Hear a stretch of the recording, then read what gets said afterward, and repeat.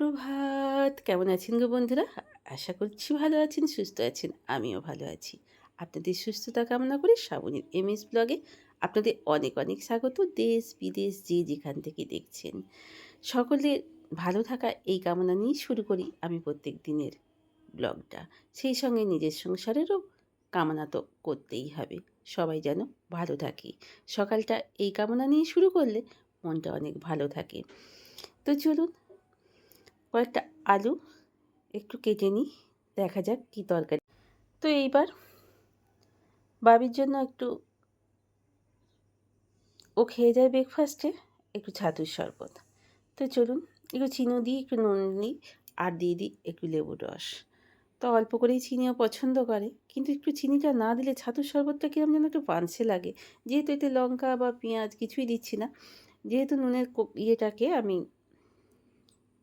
ধুয়ে দিয়েছি, তাই প্যাকেট থেকেই নুনটা দিতে হলো।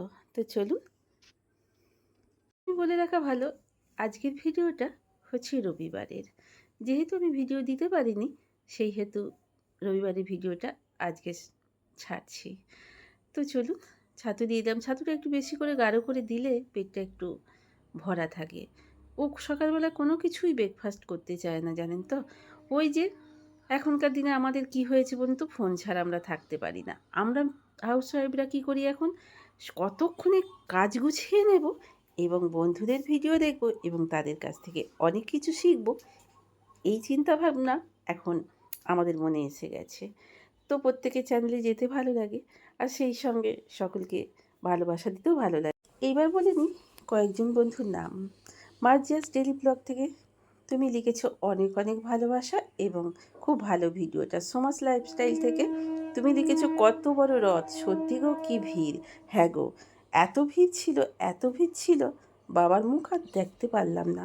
ওইটা ওই যে তার সৃষ্টি, তার কিছু ছাড়া আমরা এক পাও চলতে পারি না, তার ইচ্ছা ছাড়া, তার মর্জি ছাড়া। তো আমার গল্প থেকে দিদিভাই তোমার কথাগুলো সত্যিই অনেক গুরুত্বপূর্ণ। তোমাকেও অনেক অনেক ভালোবাসা, ধন্যবাদ। আর হ্যালো, ওনার আর কিছু আমি নাম বুঝতে পারলাম না, ওনাকেও আমার অনেক অনেক ধন্যবাদ এবং বলি thank you many many thank you আমার চ্যানেল ওয়াচ করার জন্য। অঞ্জুমান কার্টুন চ্যানেল থেকেও লিখেছো যে খুব ভালো লাগলো দিদিভাই চ্যানেলটা তোমার। আর অমৃতা এন থেকেও লিখেছো খুব ভালো লেগেছে ভিডিওটা। সব মিলিয়ে তোমাকেও অনেক অনেক ভালোবাসা। যারা যারা নতুন বন্ধু আমার চ্যানেলে আসছেন, অনেক অনেক, আমার থেকে বয়সে ছোটো না বয়সে বড় বুঝতে পারছি না, তাই সকলকেই জানাই অনেক অনেক ধন্যবাদ এবং ঢের সারি ভালোবাসা। সবাই ভালো থাকুন, সুস্থ থাকুন। চলে এসেছি কলপাড়ে মাছ ধোয়ার জন্য। তার আগে সকালবেলায় আমি আরও গুরুত্বপূর্ণ কাজটা, রোদ ধরার জন্য জামা কাপড় কেচে শুকোতে দিয়ে দিয়েছি। এই দেখতেই পাচ্ছেন ঝুলছে। জলটা ঝরে গেলে কি বলুন তো বন্ধুরা, যেখানে সেখানে দিয়ে শুকিয়ে নেওয়া যাবে। ওই যে আপনাদের আগের ব্লগেই বলেছি আমার আলনা আছে জানেন তো, তো সেখানেও ঝুলিয়ে রেখে দিই। আর আমি যে মানে ওই যে লোহার পাওয়া যায় জামা কাপড় শুকোতে, আছে মেলার জন্য। প্রথমত তো ঘরে সেইভাবে তেমন জায়গা নেই, তারপর একা হাতে অত ভারী দিতে পারবো না। আজকে 4 মাস ধরে হাতের ব্যথা নিয়ে ভীষণই ভুগছি। ডাক্তারবাবু তো বললেন বাত, আর্থারাইটিস। তো ভালো হবার নয়, কম বেশি এইভাবেই চলবে। কিন্তু এই একা হাতে সেই সকাল 5টায় উঠে আর রাত্রির কোনো দিন 11:30, কোনো দিন 11টা, কোনো দিন 12টা। তো মাছগুলো ধুয়ে নিলাম, ধুয়ে টুয়ে নিয়ে কলপাড়ে চলে এসেছি। জানো তো, বেশি দিন না মাছ বাছতে খুব একটা ভালো লাগে না। জায়গা যখন রয়েছে নিচে এসে বেছে নেওয়াটাই ভালো। বড্ডই আঁশ টাশগুলো পড়ে আর গন্ধটাও লাগে, যতই না কেন আমি ভালো করে ধুয়ে নিই না কেন। তো যাই হোক, বালতিটা এখানে জল ভরে রেখে দিয়েছিলাম, কিন্তু এখনও সরকারি জল, ট্যাপের জল, এখনও পৌরসভার জলটা রয়েছে। তো যাই হোক, তো চলুন বালতিটাও সেই সুযোগে একটু মাজা হয়ে গেল। যদিও কাপড় চোপড় ভেজানো হয়, এক পোঁচ করে দিয়ে দিলে জিনিসপত্রগুলো বেশ সুন্দর লাগে।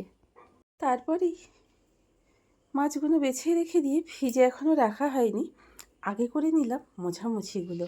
ঘর দুয়ারগুলো একেবারে মোছামুছি করে নিয়ে তারপরেই চলে এলাম একেবারে ব্যালকনি গার্ডেনটা মুছতে এবং বাইরের সিঁড়িগুলোও মুছে নিচ্ছি। কিন্তু কোকোর পায়ের এত ছাপ থাকে, সর্বক্ষণ কোকো এইখানেই থাকে, তো এতটাই নোংরা হয় যে কি বলবো বন্ধুরা। তো যাই হোক, মোছামুছিটাকে শেষ করে নিলাম। মোছামুছি শেষ করে নিয়ে এইবার বেশ কিছু মাছ, অত মাছ তো মাছটার ভেতর থেকে বেশ খানিকটা ডিম বেরিয়েছে। বাচ্চাও বলে ডিম আনিনি, তার মানেই ভেতর থেকেই ডিমটা বেরিয়েছে। তো চলুন, তো মাছের ভেতর থেকে যে মাছের ডিম হয়ে যায় সেই মাছের স্বাদটা বেশ ভালো লাগে না। আমি একটু অল্প করে জলে একটু হলুদ দিয়ে দিয়েছি, যাতে বরফটা মাছে অতিরিক্ত না হয়ে যায়। এটা আপনারা অনেকেই জানেন, আমার বলার তেমন কিছু নেই, তাহলেও বললাম। যারা নতুন গৃহিণী হচ্ছেন, আমার মেয়ের বয়সী মেয়েরা, তারা তো অনেক কিছুই জানে না, তাদের জন্য এগুলো একটা রান্নাঘরের ছোট্ট টিপস। তো যাই হোক, চলুন, বাবির জন্য, আমার জন্য, বাচ্চাবাবুর জন্য বেশ কিছু মাছ আগে বার করে নিই। তবে বাবিকে দিয়ে দিয়েছি ডিম সিদ্ধ, ডাল আর একটু ভাজা। তো চলুন, মাছগুলো সবই ঢুকিয়ে দেবো। বাচ্চাবাবুরা আমার জন্য দুটো মাত্র মাছের মাথা আজকে করে নেব। জানেন তো বন্ধুরা, আপনাদের হয় কি না জানি না, আমার হয়, নতুন চালের বস্তা এলেই টেনশন লেগে যায় কেমন চালটা কতক্ষণ ধরে ভাতটা হবে। কারণ আমার তো চাল ভিজিয়ে রাখার টাইম হয় না, না, আমাকে চটজলদি ভাত চাপাতে হয়। 6টা 20-তে খেতে বসে মানুষটা। তো বাজার অল্প করেই আনতে বলেছি, জল পাওয়া বাজার তো, ভিজে রাখলে।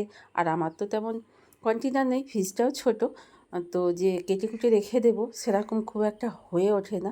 আর এখনকার সবজি যতই আপনারা কন্টেনারে মানে আপনি রেখে দেন না কেন, কেটে কুটে নষ্ট হয়েই যাবে, আমরা জোর করে যতই বলি না কেন। তো যাই হোক, আমি রেখে দিয়েও দেখেছি অনেক সময়, তো এয়ারটাইট কন্টেনারেও, তো নষ্ট হয়ে যায়। এখন জল বর্ষা তো, আগে এমনি শুকনো টাইমের হলে সত্যি। আর বেশ কিছু সবজি গত সপ্তাহে থেকে গেছেই, ঢ্যাঁড়সগুলো নষ্টই হয়ে গেল বন্ধুরা। কী করবো বলুন তো, বাজার করতে কম বাজার করো বললেও সেই বাজারে গেলে বেটা ছেলেদের ওই এক দোষ, বাজার সেই নিয়ে আসবেই। পুরো সবজিগুলো ভালো করে ধুয়ে নিয়ে একটুখানি, যেহেতু টাইম রয়েছে, বড় বড় সবজিগুলোকে বেশ ভালো করে একেবারে একটু মুছে নিলাম। আর মোচা আনতে বলেছিলাম, দেখলাম যে মোচা নিয়ে চলে এসছে। মোচাটা একটু জল ছড়িয়ে না ভালো করে রাখলে ভেতরের ফুলগুলো না খারাপ হয়ে যাবে। তো চলুন, একটু মুছে মাছে একেবারে ঢুকিয়ে ফেলি। এগুলো শেষ করে নিই, বাচ্চাবাবু স্নান হয়ে গেছে। আজকে লাঞ্চের মেনুটা আপনাদের সঙ্গে শেয়ার করে ফেলি। কলমি শাক ভাজা, পুদিনা পাতার চাটনি, আলু ভাতে মাখা, কালকে সোনামুগের ডাল রাত্রে, আর মাছের ঝাল। সাজিয়ে গুজিয়ে দিলে নিজেরই কত ভালো লাগে আপনজনকে। সদরে ডাক্তারবাবুরা বলেছিলেন খাওয়ার সঙ্গে সঙ্গে কোনো ফলই খাবেন না, অন্তত 1-1.5 ঘন্টা পর আফটারনুন হলে সেই ডালটা খাবেন। বাচ্চাবাবুকে একটু নাশপাতি আর একটু আম কেটে দিয়ে দিলাম। এবার এসে গেছি বিছানা পরিষ্কার করার জন্য। সকাল থেকে একদমই টাইম পাইনি। এখন বিকেল প্রায় 6:45 নাগাদ। এসে গেছে কিছু গ্রসারি মাল। তো চলুন দেখা যাক কী কী মাল এলো বন্ধুরা। তো হাতে ব্যথা বলে বাঁ হাতে করেই টেনে টেনে নিয়ে আসতে হলো। নাতে গিয়ে আগে সেরে নিতে এলাম নিজের টাইম দেওয়া, ওই যে বলেছি নিজের জন্য একটু টাইম বার করে একটু বসে পড়লাম ব্যায়াম করতে। এই ব্যায়ামটা প্রত্যেকদিন আমি সন্ধেবেলায় টিফিন করার আগেই করে নিই। আগাগোড়াই এটা অভ্যাস ছিল। তো ঘাড়ের ব্যায়াম, ঘাড়টা নিয়ে আমি বেশি কষ্ট পাই, আর্থারাইটিস বলুন আর আলসারই বলুন তার থেকে। তো এই ঘাড়ের ব্যায়ামটা করলে অনেক বেশ ভালো থাকি। তো বাচ্চাবাবু এসে পড়েছে, তাই বাধ্য হয়েই কথা বলতে হচ্ছে। এত ইঁদুর হয়েছে বন্ধুরা, কোথা থেকে যে ইঁদুর ঢুকছে বুঝতে পারছি না। তো ডিমগুলো এইভাবে রেখে দিলে না ডিমগুলো খেয়ে নিতে পারে। তো চলুন একেবারে ঝুড়িটায় তুলে রেখে দিই, যে ফ্রিজে রাখবো। ফ্রিজ তো আমার ছোটো, তো ফ্রিজে 30খানা ডিম রাখার মতো জায়গাও নেই, আর রাখতে পারবও না। তো চলুন ডিমগুলোকে চেক করে রেখে দিই। সকাল থেকে ইচ্ছা হচ্ছিল আজ যেহেতু রবিবার এই রেসিপিটা বানাবো, কিন্তু ভগবান যখন মাপায় ছাপ্পর ভরেই মাপ পায়।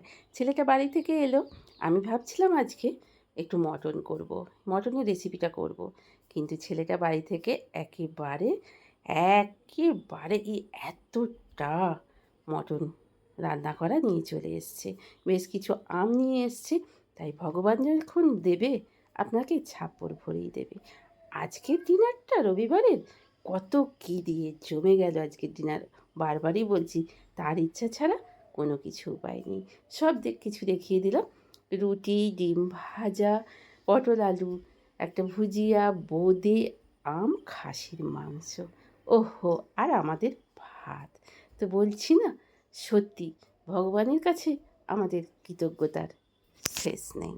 খাওয়া দাওয়া শেষ করে ব্রাশ করে নিই, এইবার চলে এলাম। কী বলুন তো, আমার এটা কাজ, যেহেতু গেটটা আমাকে বন্ধ করতে হবে। যে যার মতো সবাই শুয়ে পড়ে, ভুলে যদি যাই তো আমারই দোষ হবে। তার আগে একেবারে কী বলুন তো বন্ধুরা, গ্যাসের সিলিন্ডার অফ করেছি কি না, জানলা দরজা বন্ধ করেছি কি না, গেটের চাবি দিয়েছি কি না, সব কিছু একেবারে দেখে শুনে নিয়ে পরে আমাদের মেয়েদের শোয়া। কি বলুন বন্ধুরা, কালকে সকালবেলায় সব কিছু গুছিয়ে রেখে দিয়েছি, একেবারে ধুয়ে টুয়ে পরিষ্কার করে মোছামুছি করে। এই কাজটা যদি রাত্রে করে ফেলা যায়, কিন্তু সকাল সকাল খাওয়া হয়ে গেলে তবেই পসিবল হয় বন্ধুরা। আগেও বলেছি, এখনও বলছি, আমার ওভেনটা মোছা যায় না গরম থাকলে। তো যাই হোক, আজকে ঠান্ডা হয়ে গেছে, তাই একটু মুছে টুছে রাত্রের বাসনগুলো মেজে ধুয়ে একবারে রেডি করে রেখে দিলাম। সকালে এক পোঁচ দিয়ে দেব,